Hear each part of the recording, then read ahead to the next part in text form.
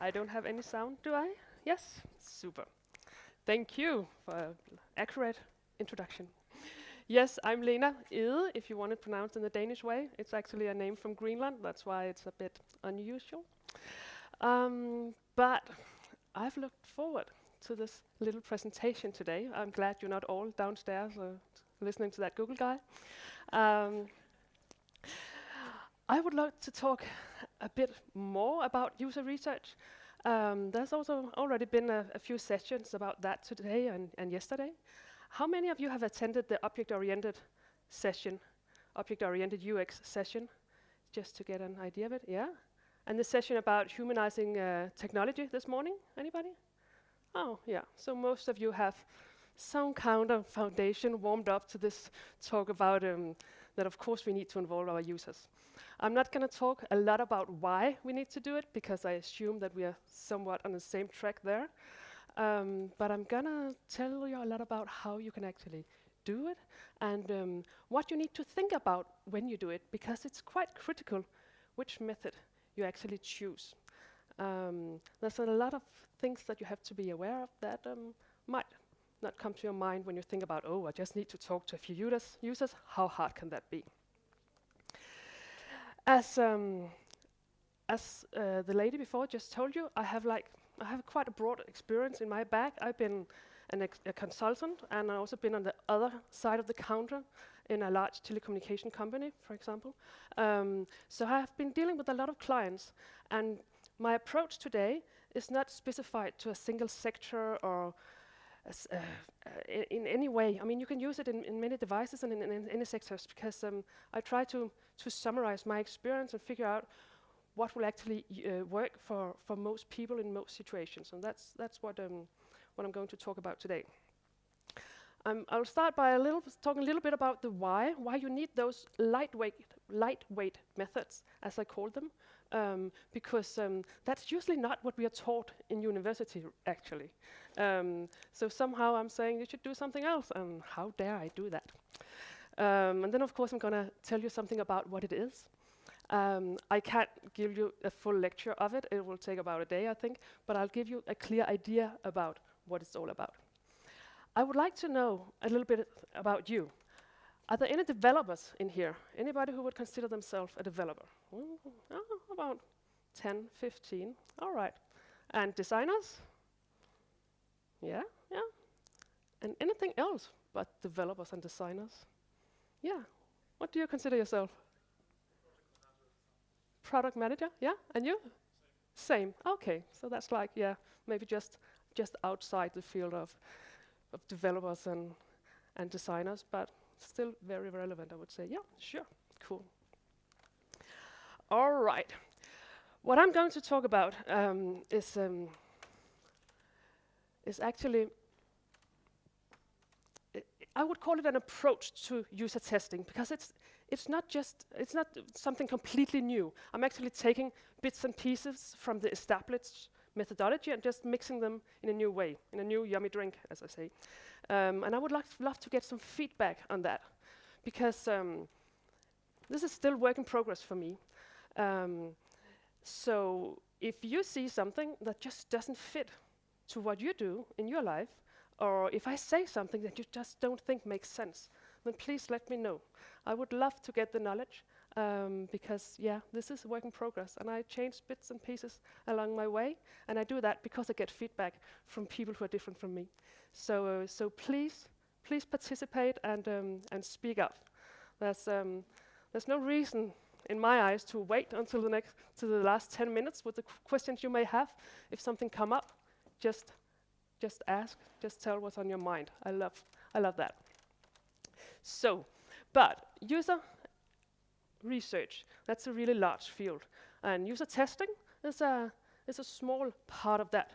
But I would love to get an idea of where you are, because I might use some words, some terms that are not familiar to you, and I just want to get an idea of what you have been doing when we're talking about user testing. So if you look at this little matrix, there's like 4 different fields. Number 1, that's if you're completely new, you haven't done this, you probably think it's interesting, otherwise you probably wouldn't be here, but it's completely new to you. How many of you would consider yourself a number 1? 1, 2, 3, 4, 5, 6. Yeah, brave ones. Cool, thank you. What about number 2? I can do it, but I need somebody to help me, or I tried it out a little. Yeah, about 10 people. Yeah. Number 3, I can do it. I can do it without help. I've done it a few times actually. Yeah, also about 10, 15. And what about experts? I'm so cool that I can teach other people to do this stuff. Any of you? 5, and something pointing at somebody else. All right.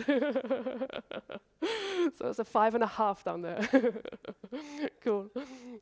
All right. So that's a broad audience. Okay. If I use a word or a terminology that you are unfamiliar with, please tell me, because I'm here to explain myself, not just to talk up here. So please let me know. There's no wrong questions here. Just a short bit about my development. I came out of university for about 10 years ago, and I started working in a large telecommunication company. I was actually hired to do some web analytics, because that usability stuff, that wasn't really a big thing, but they thought it was quite interesting that I keep talking about it. So what I started out doing was I did some user testing sessions. I had about 5 or 6 participants, because that's what the book said. I did some long interviews, 1.5 hours, and I did heaps of notes, and I did video, and I watched them, and I wrote a long report with a lot of details. For my first usability test, I spent about 26 days, actually, on the whole thing, and it was a really nice report, like the best usability study I ever done. And I handed it over to the project manager. It was a website, and he was responsible for all the mobile stuff on that website.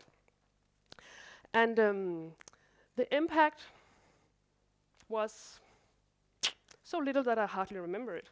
He might have changed bits and pieces here and there, but it was next to nothing, and I spent so much time on it. And well, I would love to say that this was my magic moment, and then I found out what I should do, but it actually took me like the next 10 years, 9 years maybe, step by step, to figure out how to not do that again. Because there was a lot of problems I can see now in the way I did it, because the impact was just so small.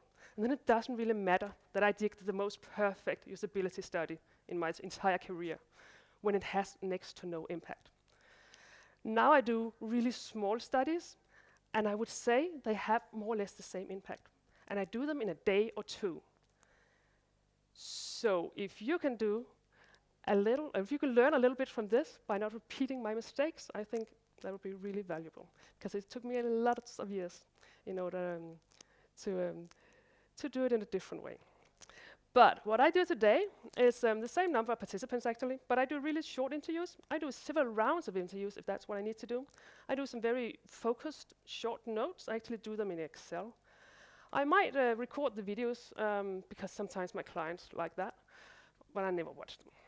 And I don't really do reports if I can avoid it, because what I see is that they end up in the drawer or in the file archive or whatever of my clients. So I try really to make my clients not want me to make a report for them, because I don't believe they're going to use it. And then it's a waste of their money and my time. So I try to maximize impact. So what I do today is usually I write a list of issues, and then we do some kind of workshop around it, and maybe I'll do a report afterwards if they really want me to, but I try to avoid it. It's also really boring, I say. So that's, in short, what I've learned the last 10 years. And then a couple of months ago, I came across this quote from a guy called Jakob Nielsen.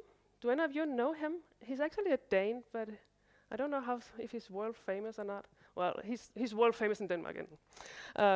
He's working in America, and he's been a usability guru for like lots of years. And he's actually saying the same thing. I'm saying like, well, you shouldn't do big reports and stuff like that. But he said it 12 years ago. Damn, that was when I did my first report. Why didn't nobody tell me this? Because yeah, somehow there's Apparently some people have done this, but I just haven't. And when I talk to people, when I look around, lots of people are still doing the big reports, the big usability tests. So that's why I'm here telling you how to do it. The reason that we need this, in my eyes, is also that the world is just changing so fast. It took lots of years for us to get landline phones, but Facebook just took a couple of years, and Pokemon, that was 19 days before we got to 50 million users. So things are just changing so fast. And if we want to ensure that we actually make usable stuff for our users, then we need really fast and efficient user testing methods in order to keep up with the speed. So yeah, that's in short why we need this. We need to create some minimal viable magic, and we need some really small usability testing methods in order to do that. It's also because if you do the big report, you get a lot of results, but usually you only use the top 5, top 7 is my experience. You don't do all the stuff that you actually find out, because then you're in the next campaign, then you're doing something else, or you're just not in it. You just have your eyes somewhere else when you get to page number 17. So that's also why they just don't have the impact that we need.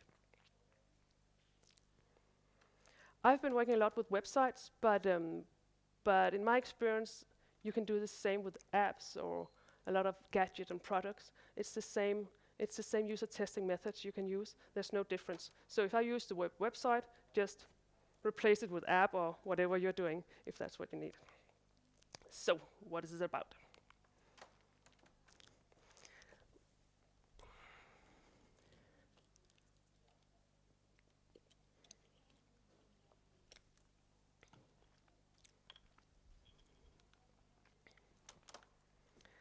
It is great for development, where you are on a short timeline. It could be a 5-day sprint, if that's what you're doing. If you're doing agile development, Scrum stuff, then maybe you have a week a sprint in 2 weeks. Then it's perfect for, before you plan your sprint, do a little bit of user testing, so you get your developers to do the right stuff. It's perfect for any app, any website, and it's perfect for any device. Is it a smartphone or a laptop or whatever? You can use this method. Oops, I've been changing a bit around here. You can get various insights, but it's especially good at identifying barriers. Where are your users stuck in the sales flow you have or whatever your app is doing?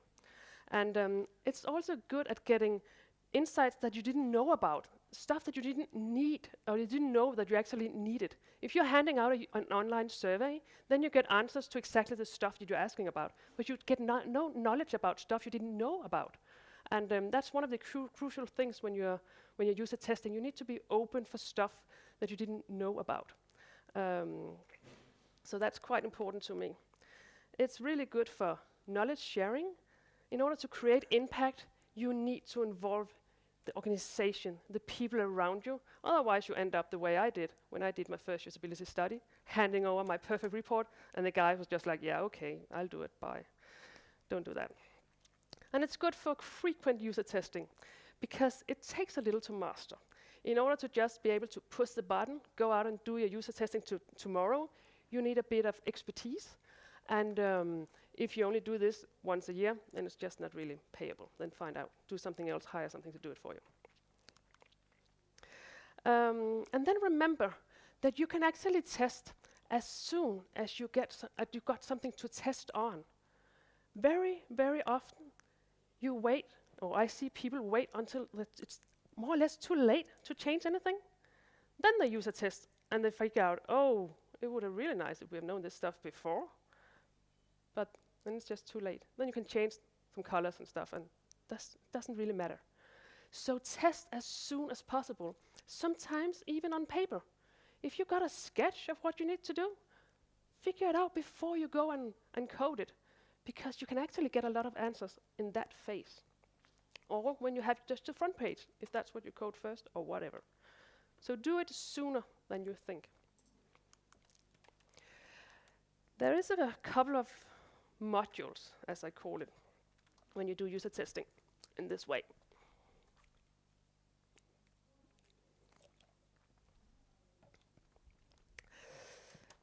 So usually I start with a kickoff. That's a meeting with the relevant stakeholders. Could be, yeah, project managers, developers, designers.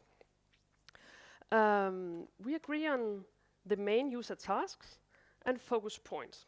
As I call them, I explain in a minute what that is. And right after this kickoff, I put this stuff in an Excel sheet. Then we do the recruiting. That's usually, could be the next day, for example. I usually recruit people from the street because then I don't need to plan anything. I have an interview room next to a busy street with lots of people on it. And then I have an assistant, usually a student, on the street. And she's picking up participants. She has some kind of gift certificate saying, hey, do you have time to spend 10, 15 minutes up here? Then you get this gift certificate for some shop nearby. And that's actually quite easy in order to make people participate. Of course, it narrows down your target group. If you need somebody with diabetes, then it's not the way to do it. But if you need young people, then it's fine. If you need only elderly people, then it's fine. If you need only women, then it's fine. But it has to be what you can see. What you see is what you get. So, so of course, there's some limitations there. But please note up here, you can choose and pick. These modules, if you need to recruit in a different way, of course you can just recruit the way you prefer instead of this. But I love the street recruiting because I can execute it within almost an hour. I need no planning. And sometimes that's a big issue. If you have to plan your test in a long time, that can be the reason for not doing it. So being able to execute it really fast can be key. Then I do the testing, and I always do some kind of live streaming. It can be a one-way mirror, if that's possible, or it can be software-based. But I want my project members to watch my tests because it makes them understand what's going on. It makes them involved, and it makes them more keen on implementing the solutions. And it might seem stupid, it might seem a waste of their time, but if you think that, I would bet something on it that it's because you haven't tried it. Give it a try, because people who are watching live user tests, they just have a different perspective on the users. I have never tried to make people watch a user session, and after they maybe spent 1, 2, 3 hours, they just came out and say, oh, that was just pure waste of my time. I never tried that. Maybe if they were sitting there for a full day, then they said, oh, after 2 hours, I actually felt like I've seen most of it. Yeah, okay, fair enough. But it is not a waste of time. And you should really try it out if you haven't already. So, so I do this user testing. I use think-aloud method. If you know what that is when you make people think out loud while they're doing the tasks. That's really important in order to notice what's going on in their mind and get their thoughts about what the barriers are, for example. And by the end of the day, I make a list with issues. That's quite important that you do this fast, because otherwise you miss a lot of details. And if you just do it the next week, then you have to watch the video in order to remember what's going on. So do it the same day, or maybe the next morning if that's what's possible. That's quite important. And then I love to do a workshop. I have this list of issues. Let's say I have user tested a sales flow, and I found out, oh, they can't find the right product, or they don't know how to put it in the basket. All these issues, problems that have arisen, I put that in a list, and then I go with that list to my project group, my team, whatever, and then we do the solutions together. So if I say, oh, our users can't figure out how to put the product in the basket, then maybe we just need to talk about a solution, maybe we need to sketch it on a whiteboard, but we figure out together how to solve this problem. Usually that can be done in an hour or two. You have the list with issues, you figure out a solution for each of them, You draw it if that's needed. Very often that's a great way to make sure that you actually are on the same page. Maybe you need to prioritize, maybe you can't fix it all. And you probably also need to delegate stuff.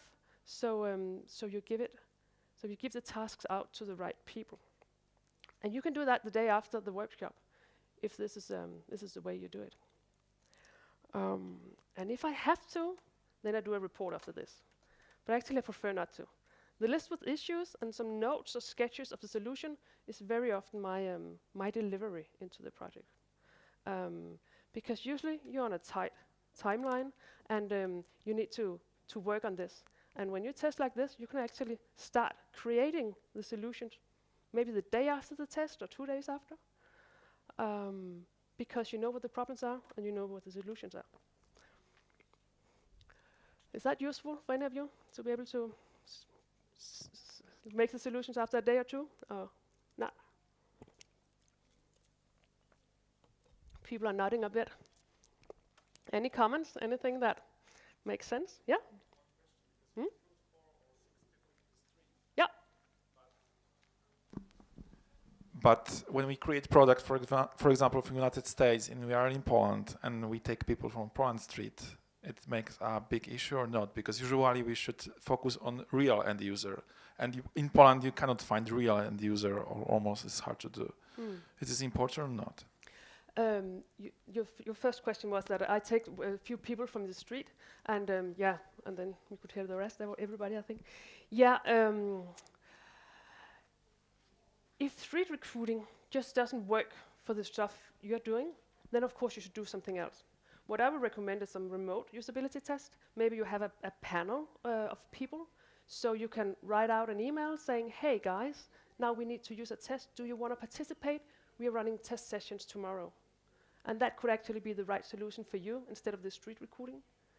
But of course you need to adjust in order to what issues you may have. Yeah. But it's still possible to do all the other stuff. So in that way, I think of this as modules that you can pick and choose in order to get the results you need. Any other comments? No? All right. I will just talk a little bit more about those user task and focus groups, focus points, because it's quite important that you nail down your problem and that you keep those user test sessions quite short.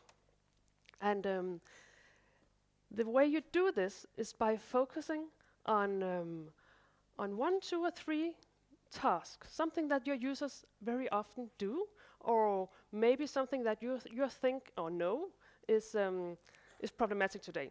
So you choose a thing or 2 or 3, no more than that, because we don't have time for it. It has to be short tests. And then you choose the focus points. That is a few things in each task that you want knowledge about. It can be very usability focused. Let's say, can they actually see the button to buy the product? Or do they understand the progress of our flow? Or it can be more broad. Let's say, okay, now you try to buy this book online. How was it? Did you like it? Why? Why not? So that can be like different perspective. But you need the task and you need a couple of focus points for each task. And that's like the backbone of your usability test. Then you do some scenarios, because if you hand in somebody from the street or whoever your respondent is, you need to make him understand what's going on. So a scenario is something that goes on around your task. So if your task is, I want to buy a book, then the scenario could be, let's say you're going to a birthday tomorrow. You need to bring a present, and the birthday child loves books. So try to find something for an 8-year-old in this shop. So that's like the scenario, a little story that's easy to understand for the respondent. When you're doing the test, you do notes. I recommend that you don't write everything. Don't do that, because then you end up with a lot of notes. Do a few notes about what is the user actually doing, which path is he or she choosing through your app or website. And then You should do some notes about the key points that you have chosen, the stuff you want to know about. It can be a keywords, whether it's going good or bad, or it can be quotes. That's something that shows what the user are feeling and experiencing. That's really cool when you're doing a list of issues. If you can add in some quotes, because it shows problems in a different way than just keywords and boring stuff does. Yeah, and after the test, as I just said, we create the list of issues. And I'm just going to bring an example to make sure that we are on the same page here. It could be a redesign of an online shop. So the task could be, you need to find a product, and the second one, you need to buy the product. The focus point could be, is our most important offer fast to recognize? Are our categories, icons clear? Stuff like that. A scenario could then be, you want to find a present for a little girl, blah, blah, blah, like I just said. And this stuff, I added in an Excel sheet. There's a template, I think there was a link on the page before, for the template I use. Feel free to use it if you want to. I put my presentation on Twitter. If you wanna have a look at it, or you can just contact me. That's fine. I don't mind sharing the stuff. So that's the way I do notes. It takes a little while to master that technique. So of course you can do what you want, but my advice would be don't note everything, because then you end up with a lot of stuff that you don't need and it just takes so much time to go through. And then you can't make your report on the next day. And that is key. Here's an example of a test I did, just to give you an idea of how much time could you spend on this. It is possible to do faster. You can also spend more time on it. But this is a standard example when I do it. 1 hour for the kickoff meeting. Then I use about 1 hour to do my preparation, add stuff in my Excel sheet, understand what's going on, what is the website about, what do I have to do. Then my assistant on the street use 3 hours when you do the testing to picking up people, and I use 3 hours doing the actual test. I create the list of issues, about 1 hour, and then we do the workshop, about 2 hours. So altogether, it's 11 hours of effort, but 3 of them are actually done in the same time as my assistant and I are working on the same time. So all this stuff can actually be done in 1 day. And that is not possible with standard think-aloud testing.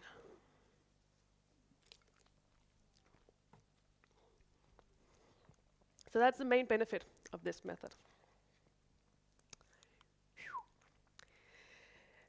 If I should sum up, because I think time is about to run out, then no matter which method you're using, I would say it's so important that you think about impact.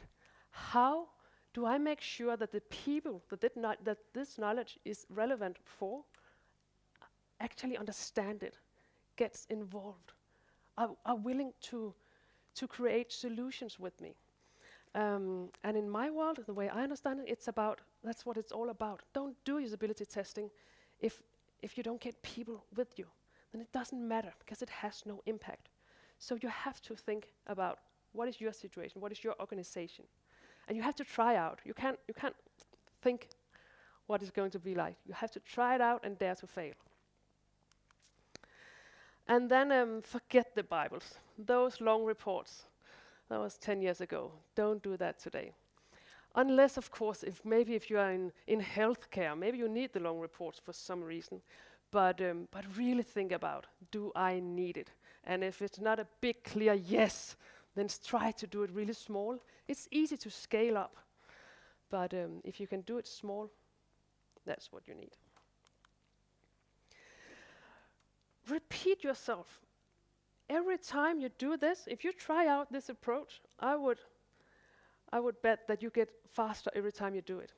So try it out and repeat yourself. If you need to pack stuff like cables and camera, whatever, have a bag for it and leave it there when you're done. So 2 months after or whatever, you just need to take that bag and go off. You make it easy for yourself. Figure out your routines. How should I do this? If I collaborate with somebody, maybe like make a list or whatever works for you. Repeat yourself and try to optimize it a bit every time.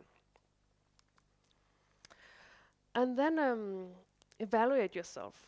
Maybe you're doing a retrospective if you are doing sprints and sprint planning and stuff like that.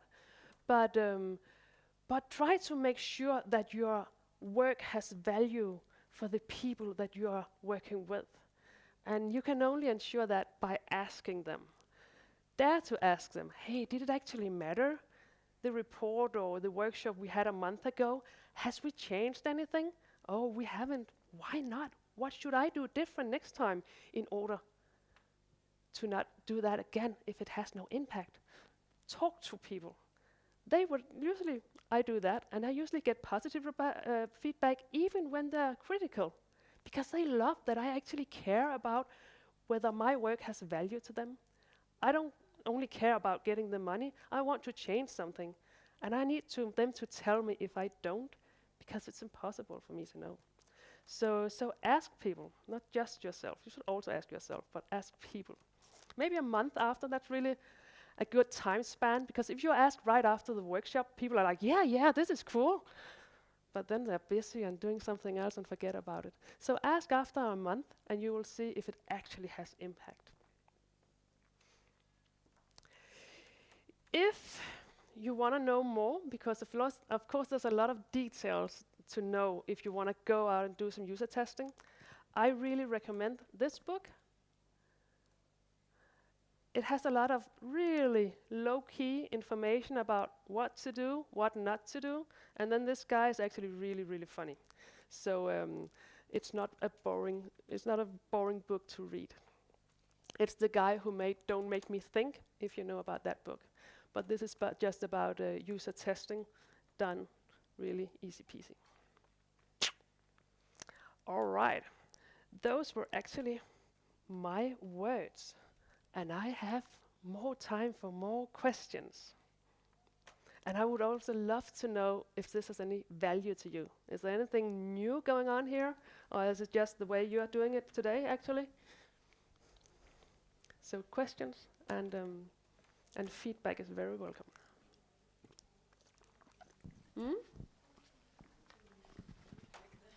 So microphone coming in there. Okay, you said that it's a good idea to do it with the sprints, for example, that you can make it very often. So how often we should do it? Because I'm not sure that it should be done, for example, in every sprint. Maybe what is good, what are good practice for it? It depends on what you're developing. I mean, it really depends on what you're developing and what you need to know. I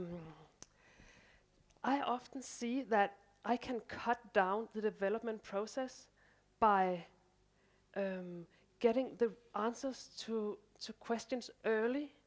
So sometimes the team members keep discussing stuff, like what should the icons be like? And we change them and we go back and forth, for example.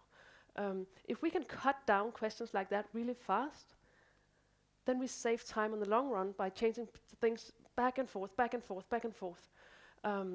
It could also be the menu. Should it be like that or like this? Or should we have 3 menu items or 7?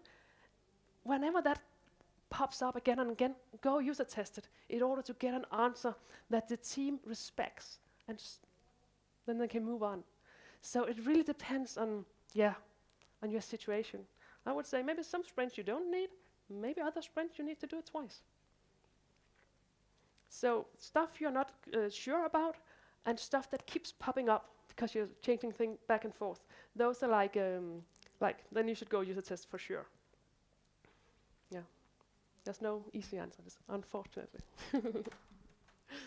Yes? What about repeating tests? Because you each time get to test, you have a new group of people, and you could get quite different results from them. And your application gets next step, but you have new people, and they can judge your application in different way. And do you think you should, because I think you should choose some group of people and repeat tests on them each time, and ask them if they see any progress. Usually, it's not a good idea to do that, I would say. But of course, there can be situations where it is a good idea. But I would say usually it's not a good idea because most websites are used by people who don't use them on a regular basis, so they never get to know them. I mean, you have to use a website every day or an app every day in order to get to know it. So you should expect your users to be new every time, because if new users can use it, then the old users can use it as well. And it's much easier to become an old user if it's actually easy to get aboard. So if you test with new users every time, then you get fresh eyes. They don't know what they're going to look at. They don't know what to expect. So you get better results, I would say.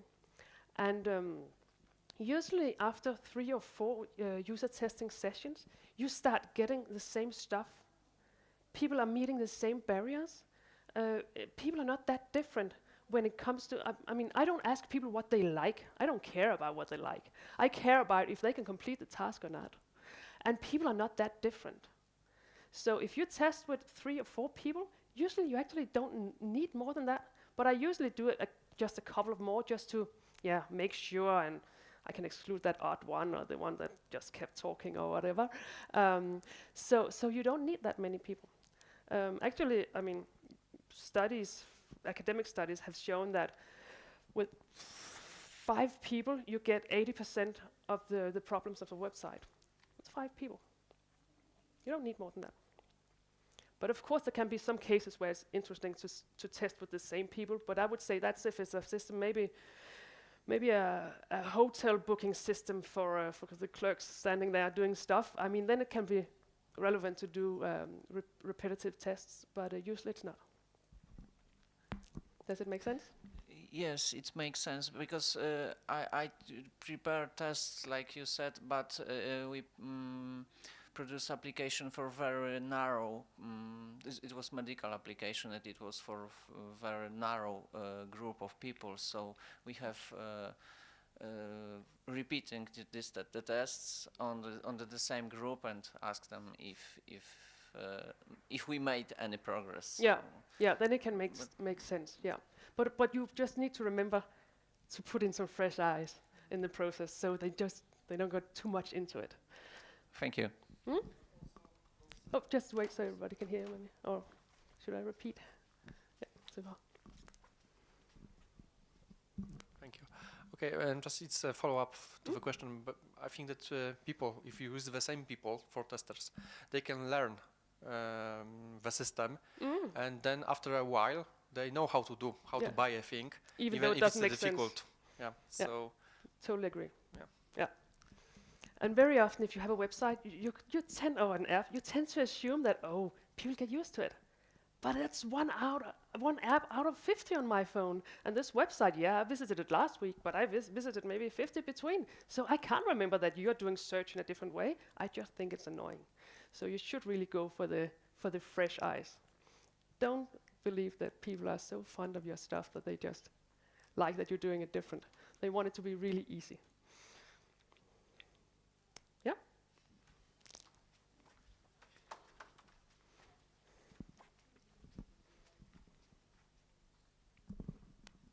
You said quite interesting sentence that you don't care if they like it, you care that they do the task or not.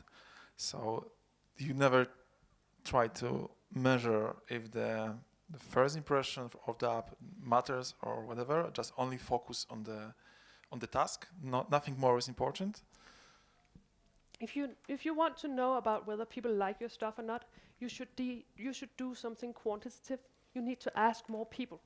Because if you just ask 5 people, and then you tend to say, 3 of them liked it, that's 60%, that's fine. But no, you can't do that. That's not the way you use a qualitative method. Very often I'm asked to do an evaluation of design, and that is, do you like it or not? But that's not the way I do it. If I have to do an evaluation of design, for example, then I ask, if you look at this design, what words come to your mind? What do you associate it with? Because then it makes sense that only 5 people tells me that, because I can take that to my client and say, hey, you're a bakery, but people think you're a bank. Doesn't make sense. And then we can talk about what to do about it. But I don't ask people if they actually like the design, because then you need, maybe ask 200 people if you care about that. So, yeah. This book will also tell you about what to ask for in a user testing session, but because all questions doesn't make sense. Yeah. All right. Thank you so much. If you have any comments or feedback, there's a lot of ways to get hold of me. And I put my presentation on Twitter, but if you don't use Twitter or prefer something else, just contact me and I'll be happy to send it to you. Thank you.